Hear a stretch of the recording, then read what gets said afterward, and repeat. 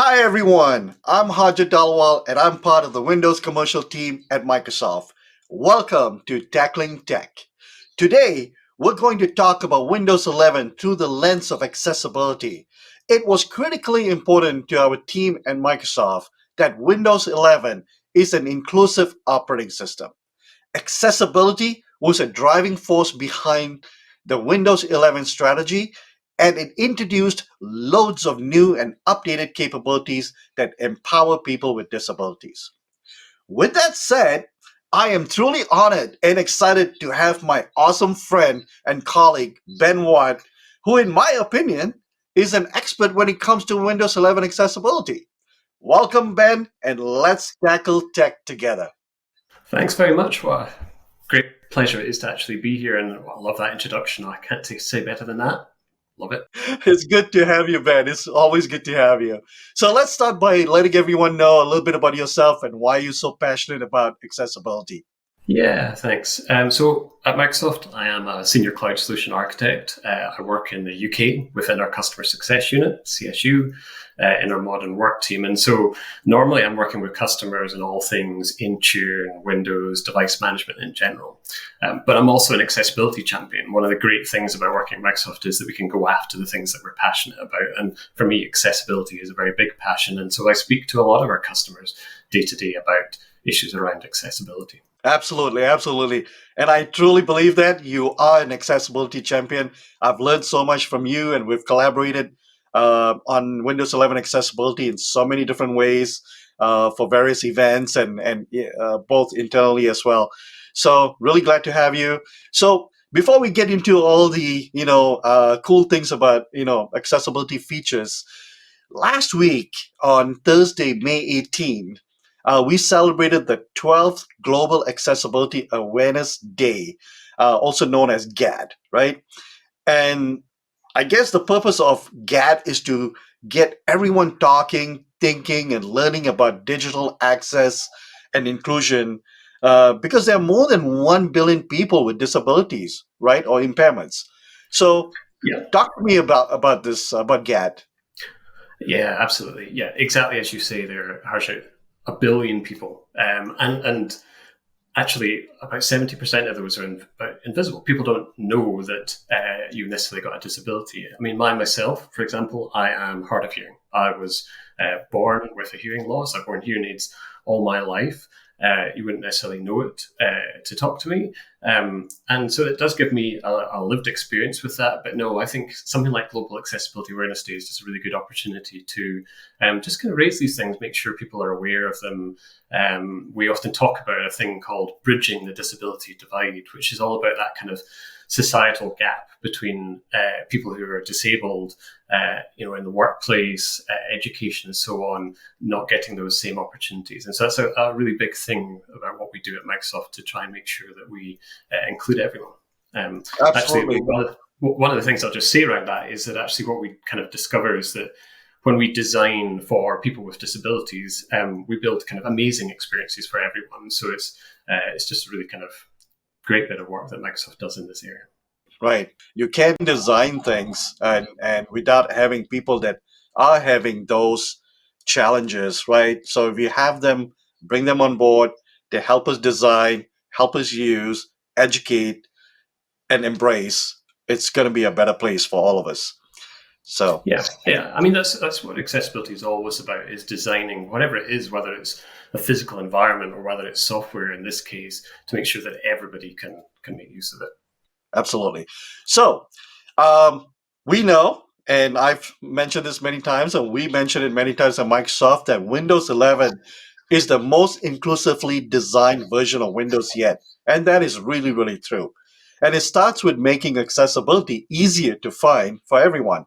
So, with that said, could you show us how do you get to Windows 11 accessibility features? Yeah, absolutely. It would be a pleasure because we could make these features as easy as you want, but if you can't find them, there's no point in them being there. So yeah, let me take you through a few things. Here I am on the desktop of my Windows 11 device. And there's a few ways that I can get into my accessibility settings. I could head to Start, I could head to Settings and drill down that way. Or I could do a couple of things. So there is, for example, a shortcut Windows key A, and that brings up the Action Center here. And you'll see that I can access accessibility settings right here from down here, and I can toggle on and off various features that we have around accessibilities. So we can do things like we can turn on the magnifier easily here. We can turn on color filters, for example, that are designed to help those who are colorblind, for example. You can turn on filters to allow you to see all the colors. And it can turn on and off things like live captions that we'll maybe look at in a minute. It's actually quite interesting, this sticky keys down here, because when we talk about making accessibility settings easy to find, I think almost everybody, whether they've realized it or not, has found sticky keys easy to find. This has been around since, I think, 1994. And odds are at some point you've seen that pop up say, do you want to turn sticky keys on? Because maybe you've accidentally tapped the shift key too many times. And that setting is probably one of the first accessibility settings that made it into Windows. And it's there to this day. It's that idea of not having to hold all the keys down at the same time, but rather push them one after each other to make them easier to access. So nice and easy to find there. From there, I can click here to do more accessibility settings, or I could use the shortcut key Windows U, which would also bring this up. And what you'll find here is that, unlike in previous versions of Windows where we called this ease of access, that wasn't necessarily an understood term, we made it nice and clear. It's called accessibility because that's what it's there for. And what you'll see is that we have nice kind of categories in terms of what is it that we are looking to kind of help with. So there's a vision category. You might notice, for example, that my mouse pointer here is larger, is bright green. I always do that when I'm demoing to any audience to ensure that everybody can see where my cursor is, see what it is that I'm pointing out. And those settings are right here within mouse pointer and touch under accessibility and under vision. Settings like color filters, for example, as well, for color blindness, we can find those here. And low vision around contrast themes are also there. That's just a little bit about making things easy to find. Fancy seeing anything else? So one of the things that I do want to mention is that the accessibility features in the taskbar, you should configure those settings to your liking in the settings app, right? Like Windows U, and then you configure how you want your live captions and things like that. Because once you toggle those things in the taskbar, it actually captures those settings the way you set it. Exactly that. So color filters is a good example as well, where perhaps if you kind of came in here and picked the color filter that made most sense to you, once you've got that set, whenever you come in here to toggle that on and off, I go accessibility, that's the color filter that it's going to use. So yeah, it's a good shout. Absolutely. So what else? What are your top 2 or 3 accessibility features in Windows 11 and that you use quite often, actually? Yeah. Don't limit me. No. The absolute top one for me personally is, of course, live captions. So as mentioned earlier, I am hard of hearing, and this feature that we brought in to Windows 11 to me is one of the best features we've probably ever brought into Windows. And let me just kind of explain a bit of the kind of backstory around something like this, because if you think back to kind of recent years where many of us suddenly found ourselves working from home, one of the nice things actually about working from home was that it did make things more inclusive. So all of a sudden I was joining Teams calls with captions, being able to see who was speaking, having everything kind of fully captioned.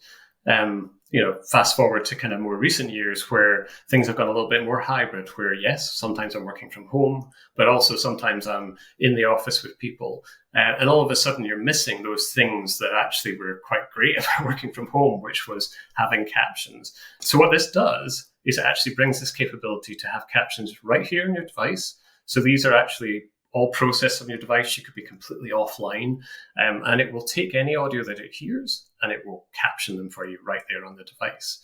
So if I turn this on, what you'll notice is that it adds a bar right up here at the top.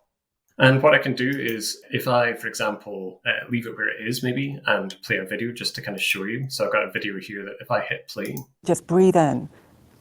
Disability is a part of being human. It's a part of the human experience, whether you're a person with disability today or you're connected to someone or in the future you're going to be someone. We're making... So you can see what it did was it captioned the video that it heard there. And so what I can do is I can move this around the screen. So I could put this below down here if I wanted to. I could actually make it overlay on the screen, so I can stick it anywhere on the screen. And I rely a fair bit on lip reading, for example. So one nice thing is that I could maybe have this sitting right here underneath the person that's speaking so that I can read the captions and maybe kind of easily glance at their lips as well. So kind of really nice kind of capabilities around this. I can make it bigger so I can see more lines of captions. I can change how these captions look all together.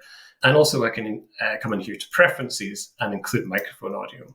So if we think back to what I was talking about earlier, where maybe I'm sitting in an office with somebody or maybe sitting in a meeting room, I can turn on my laptop microphone and have it captioned as well so that the people speaking in the room are being picked up. And this works really well. I've used this even in large settings where maybe we've been speaking to a kind of auditorium with people, picks it up really well and just ensures that everybody can get captions of what's being said in the room. Right.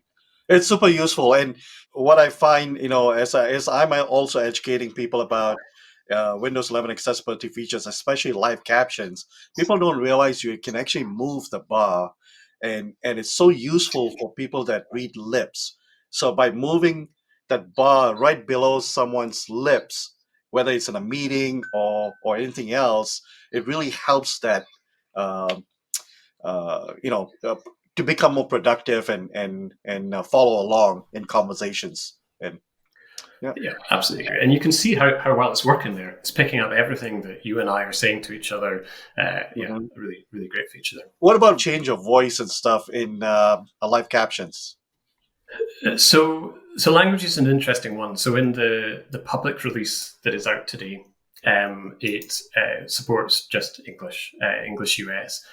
If you're on the Windows Insider channel, we now have the option to support many other languages. So I actually have mine set to English United Kingdom here. So that's something that's in the Insiders channel right now, is the multiple languages.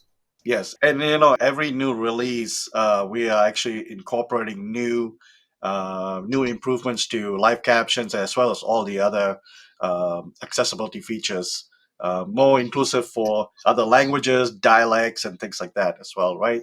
Yeah, absolutely. Yeah. What else you got? Okay.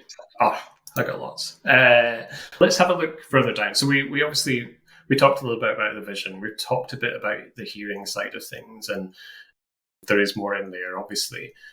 But when it comes to kind of interacting, we've got some interesting options around speech. So if I come in here, the first thing I'll actually say is, well, let me just highlight this area here that is voice typing. So a great key press to actually be aware of is Windows key and H. And if I open Notepad, for example, on my device, anywhere basically that you can type, I can do Windows key and H. Now, this existed in Windows 10, but what we've brought into Windows 11 is the ability to have automatic punctuation, for example. And it works really effectively, just the same way that we saw it working earlier in captions. I can actually transcribe something that I want to say directly in. So Windows key H, really nice kind of capability there. But what if I want to take that a step further and actually control my device with my voice as well? What I can do is this great feature that we have now in Windows 11 called voice access. So if I toggle that on, you'll notice, kind of similar to what we did with live captions, there's now a bar that's appeared along the top of the screen here. And the great thing about this is that it tells us what it's kind of waiting to hear a response for. So you see at the top, it's telling me there's a command I can say to activate it. And I can come in here and say, which microphone do I want to use here? So maybe I choose a particular microphone on my device that I wanted to use when picking up my voice here.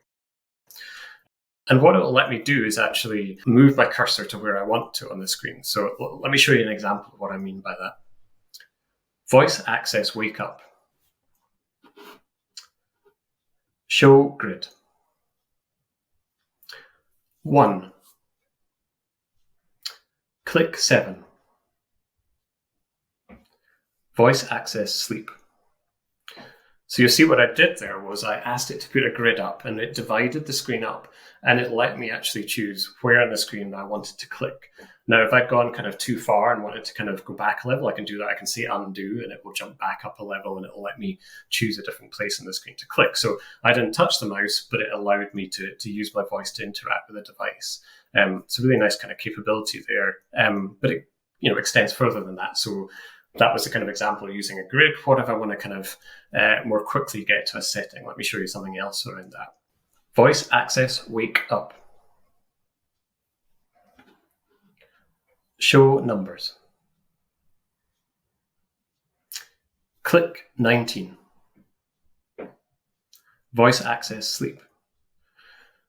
So there, you kind of notice the difference there. When I did show numbers, it took everything that could be clicked on the screen and it gave it a number. And all I had to do was say click, and then that number, and it went straight to that. So it's kind of, two different ways of kind of getting about the screen there.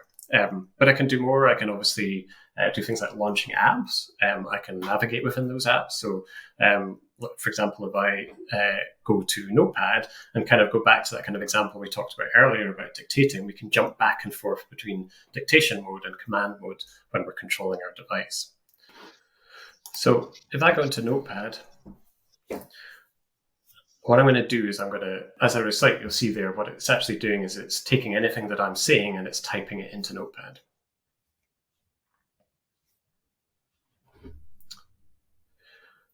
Command mode. Select line. Strike that. Delete Notepad.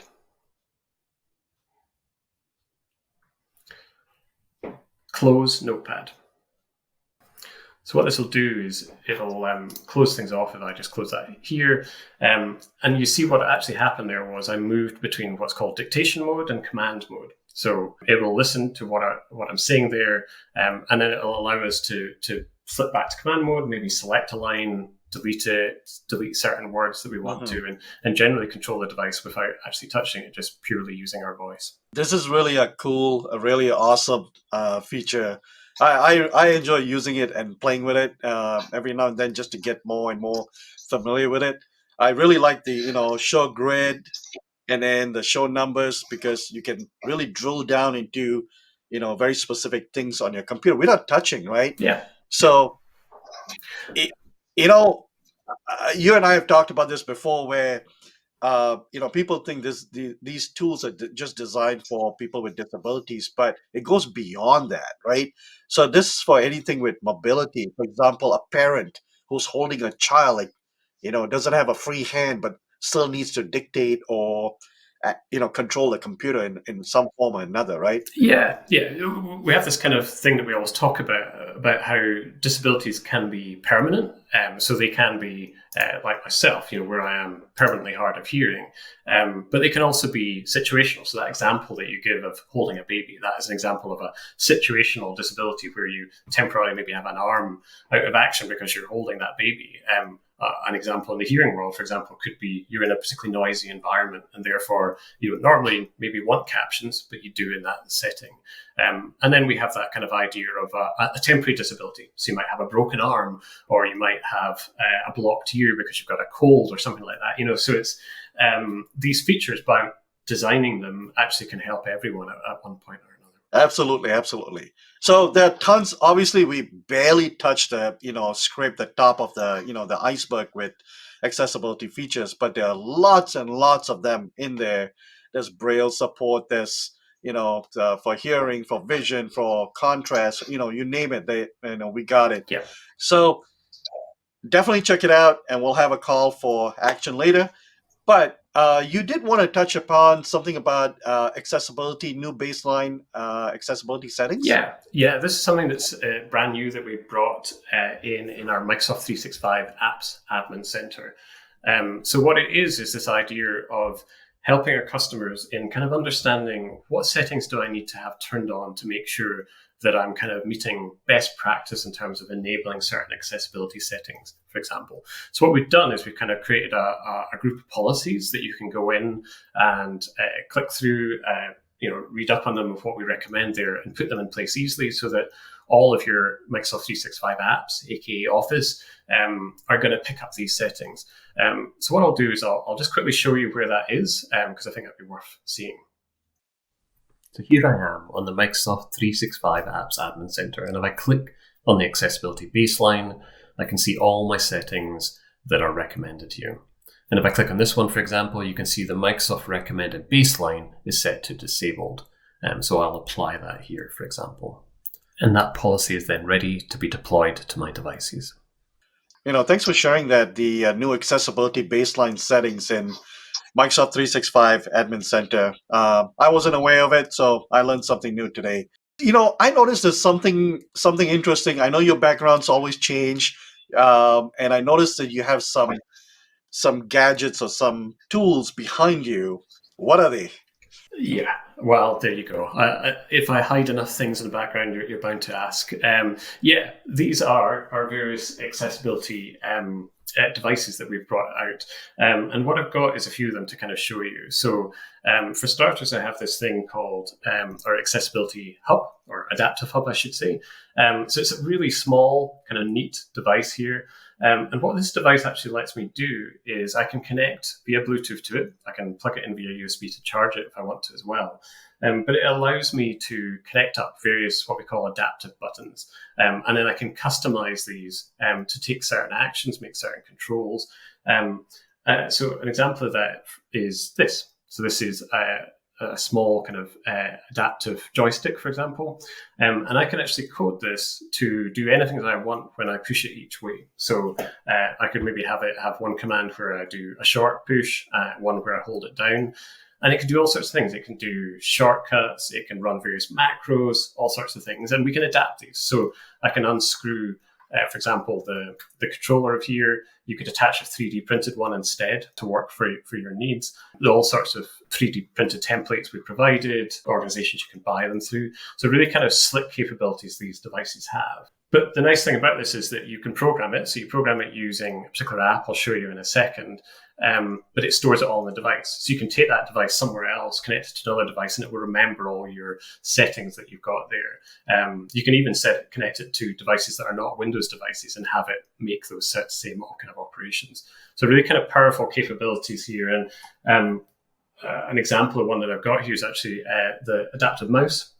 So really tiny. It's amazing how light this thing is.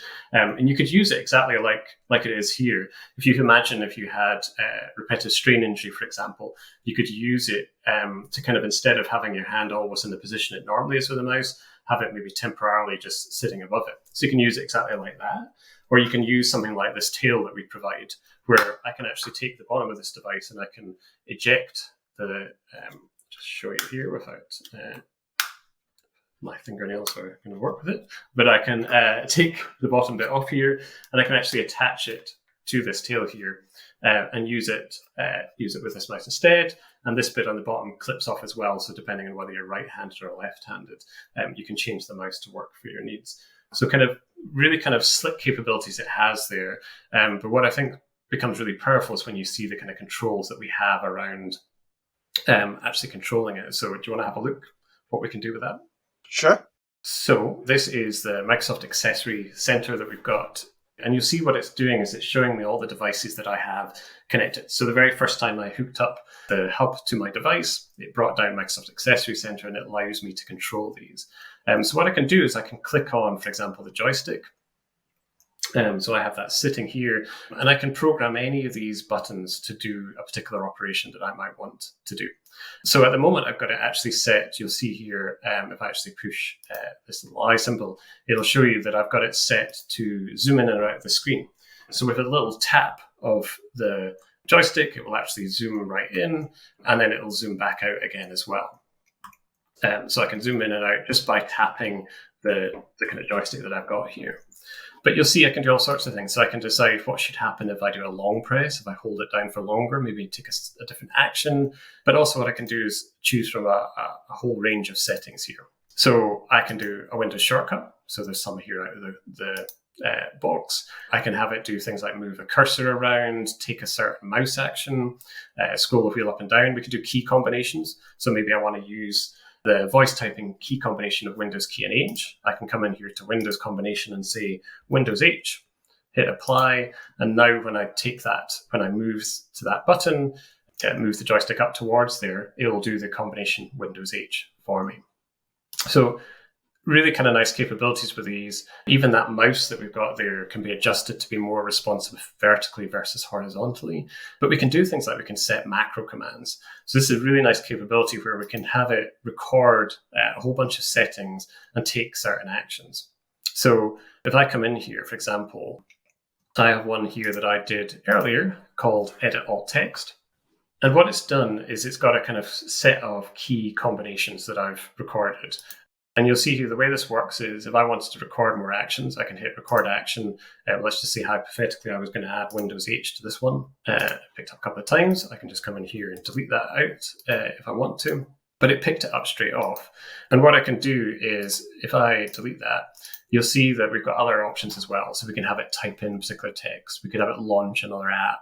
We can have it pause. And what that does is it will take all those actions up until that point, and it will wait for you to take another action before it then resumes with further kind of key combinations. So kind of to take this as an example, the reason I set this up is that in PowerPoint, for example, and let's imagine I've dropped an image into PowerPoint and I want to very quickly set the alt text. Doing that manually can involve a few kind of clicks around as things are today. But because I've got this combination set up, what I can do is if I just make sure that I've got this set on a particular button, so at the moment it's set to run this macro when I push the joystick up. What you'll find is if I select this image and then push Windows key up, it will very quickly launch through all those actions. And what I've done is I've told it to go up to the menu, go to the review screen, pull up accessibility, choose alt text, and then select all the text that's over here on the right here so that I'm ready to type in a better description for that image. So very quickly, I've been able to kind of teach it to do a whole bunch of commands just with one kind of push. This is amazing. Seriously, I didn't realize you can get so granular with the controls for these adaptive kits. It's really Yeah, mind blowing. it is, and that kind of portability, being able to take it anywhere with you, that adaptability of using 3D printed accessories. So you might have, one that you would use with a mouse, for example, that would allow it to be just slightly harder to press the mouse button, so that maybe if you suffered from tremors and things, that you could use the mouse all of a sudden because it's not going to be so responsive to every single move. So really nice kind of capabilities. I've seen these adaptive kits at conferences and also at the Inclusive Tech Lab at Microsoft in Redmond. It's phenomenal. Definitely something useful to have and to have in your repository. So as we can see here, Microsoft's not only inclusive with the operating system, but with also with all the peripherals as well for accessibility. As we wrap up here, right? What are your calls for action? And another thing is, where can people find more about accessibility? I think one of my kind of big call to actions is if you're thinking about that Windows 11 upgrade, maybe in your organization, if you haven't kind of started that process, get going with it now. Because when you think of all of these different accessibility features that your users stand to gain from there, I think it's a really kind of strong reason to kind of move now on there. If you think about, most organizations will have some kind of diversity inclusion goals. Well, this is a really great way for you to contribute towards that by getting Windows 11 into the hands of your users and allowing them to have these features that they don't have to ask for. They're there, they're available as and when they need them. So yeah, that's a really big thing, I think. Yeah, that's great. In terms of finding out more, there's some really great links we can give you. So we have things like our enterprise disability answer desk. It's a really great resource to go to if you've got any questions around, you can contact them. There's an amazing team behind that will help you with that. And we've also got some links that we can give you as well around finding out more about Windows 11 accessibility and some kind of further training as well. Absolutely. Ben, thank you so much. This has been enlightening, super helpful, and truly hits the nail on inclusivity for all, and a great way to empower every person to achieve more, literally, right?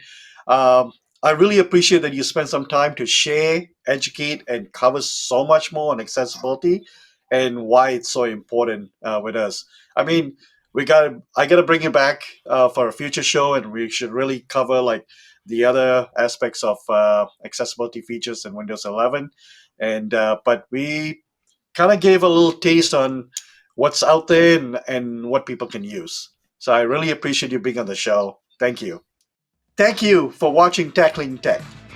I hope you enjoyed this episode and learned something new. Please like and subscribe to this channel to stay up to date with the latest episodes.